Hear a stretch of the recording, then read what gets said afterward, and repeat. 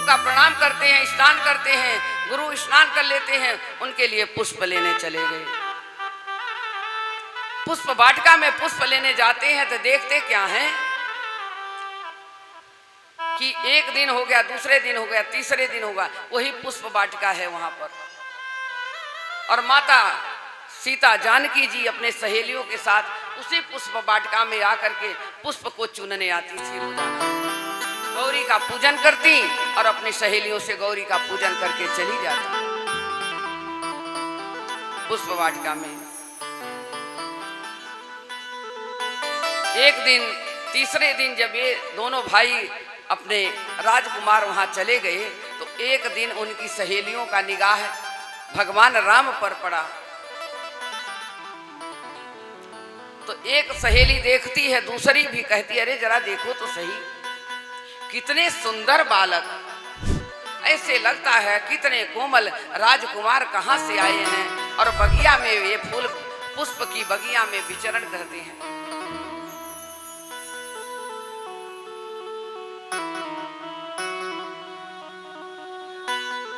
गांव में गाना गाती थी पहले औरतें, बगिया में आए भगवान पहुनवा बन के, तो पाहुना बन करके पहुंच गए भगवान। अरे ऐसा सुंदर, बड़ी सौभाग्य की बात है। अब मनी मन सोच रही हैं कितना ऐसा सुंदर राजकुमार अगर भगवान मुझे बर दें तो मुझे ऐसा ही बर मुझे मिले पति के रूप में। सहेलियां एक दूसरे की दृष्टि नहीं हट रही है। अभी राम जी किसी को नहीं देखे, दूसरे दृष्टि पड़ती है लक्ष्मण जी के, अरे देखो तो सही, अरे सखी देखो तो सही, कितना सुंदर ये दूसरा वाला जो है, दोनों की दिव्य ज्योति है, कितना आकर्षण है इनके अंदर, कितने सूर्य के समान इनकी तेज है, चंद्रमा के समान शीतलता है इनके अंदर। ये कौन है दोनों सुंदर इतना बालक, वर्णन कर रही है। तीसरी आती है, कहती है तेरी नेत्र हटती नहीं है, ये बता किसको देख रही हो। तीसरी देखती है, वो टकटकी लगा करके, उसके नेत्र ही नहीं रुकते, नेत्र का पलक झुकती ही नहीं है। 5 सहेलियां धीरे धीरे ऐसे बेसुध हो गईं। छठी आती है, देखती है क्या हो गया, 7वीं भागी चली जाती है माता अपनी जानकी जी के पास। जानकी जी के पास जाती हैं तो कहती हैं, अरे सखी, अरे जानकी आपको पता है सीता तुम्हें मालूम है, हाँ 2 राजकुमार आए हैं बड़े सुंदर सुंदर, वो तो 6 बेसुध हो गई, मैं तुमको बताने आई हूँ, जरा चलो तो सही दिखाऊं तो। माता जानकी जी कहती हैं कि मैं किसी पर पुरुष को अपने नेत्र से नहीं देख सकती, पर कहती है अरे चलो देखो तो सही, कोई चक्रवर्ती सम्राट के ये पुत्र आए हुए हैं, ये कौन है हमें नहीं मालूम, लेकिन तुम देखो तो हो सकता है कि तुम भी देखोगी तो लोभायमान हो जाओगी, मोहित हो जाओगी, और तुम्हें भी ऐसा ही पति कहे मिलना चाहिए, मैं तो यही कहूंगी। इतना बात कह करके सहेली कहती है, ले करके आती है सीता जी की आंखें, नेत्र और भगवान का नेत्र एक हो गया। भगवान फूल चुन रहे हैं और कलियों के भीतर माता की दृष्टि पड़ गई। देवी देवता दोनों मिल गए आपस में, एक दूसरे के मोहित हो गए, आकर्षण हो गया इतना कि माता मनी मन कहने लगी कि मुझे लगता है मेरे श्री नारायण हरि मेरे यही प्रभु हैं, मैं इन्हीं का अनुकरण करूंगी। माता जी के मन में अब रूप बस गया। 5-6 सहेलियां जितनी थी सब कहती, अरे जानकी ये क्या कर रही हो, तुमने तो जीवन में कभी किसी को देखा ही नहीं। बोली देखो आज मेरा नेत्र यहाँ टिक गया है और भगवान राम का नेत्र वहां है। दोनों अखियां लड़ी की लड़ी रह गई, चारों अखियां हैं लड़ गई। राम देखे सिया और सिया राम को, चारों अखियां लड़ी की लड़ी रह गई। अभी ठहरिए, अभी कथा है हमारी। चारों नैन से नैन मिल गया, नींद उड़ गई, बेचैन हो गए, सहेलियां पकड़ करके ले जाती हैं। अब राम जी की भी नींद उड़ गई। आकर के देखते हैं छुप करके कलियों के भीतर से लक्ष्मण जी देखते हैं कि मेरे भैया को तो जीवन में कोई स्त्री भाई ही नहीं, उस कौन सी राजकुमारी है जिसको देख करके इनके नेत्र नहीं बंद हो रहे हैं। आके कहते हैं बड़े भाई का सब सम्मान करते हैं, अभी भी जो करने वाले करते हैं उनके सामने नहीं कुछ बोलते हैं। भाई को देख रहे हैं, मुस्कुरा भी रहे हैं, अचंभित भी हो रहे हैं। इधर सहेलियां लेकर के चली गई, चलो गौरी पूजन करने आई हो ना तो गौरी पूजन कर लेते हैं, कोई बात नहीं। लेकिन एक दूसरे को देखते हैं, चले जाते हैं। भगवान जी देख रहे हैं, ओट से देख रहे हैं, फिर भाई को देखते हैं, फिर देखते हैं, फिर चलते हैं। भैया क्या बात हो गई, नेत्र कहाँ सजल हुआ है आपका, कहाँ गया?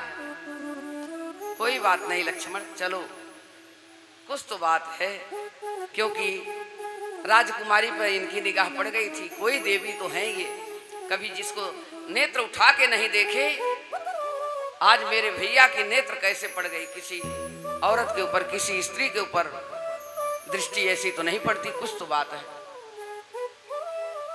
माता जी जाती हैं और जा करके कहती हैं, देवी से पूजा करती हैं। पूरे रामायण के श्लोक में, संपूर्ण रामायण, रामभद्राचार्य जी भी ये बात कहते हैं और मैं भी यही बात कह रहा हूँ कि जब जानकी जी गौरी पूजन गई तो पूजन में जो उनकी इच्छा थी उन्होंने मांग लिया। तो कहते हैं कि 2 चौपाई आप करें तो सब कुछ का फल मिल जाता है पूरे रामचरितमानस का। माता अपने दिल दिमाग मन में अपने भगवान को बसा लिया, मेरे नारायण, मेरे प्रभु मुझे मिल गए। शांति मिली उनको, जिसके लिए मैं पूजा कर रही थी, मेरे श्री नारायण हरि यही हैं। माता गौरा जी के गले में माला डालती हैं और माला डालते हुए कहती हैं, जय जय जय गिरिराज किशोरी, जय महेश मुख चंद चकोरी, जय जय जय गिरिराज किशोरी, जय महेश मुख चंद चकोरी, जय गजबदन खड़ानन माता, ओ जय गजबदन खड़ानन माता, जगति जननी दामिनी दूती दाता, ओ जगति जननी दामिनी दूती गाता, जय जय गिरिराज किशोरी, जय महेश मुख चंद चकोरी, जय महेश। माता स्मरण करती हैं माता गौरी का।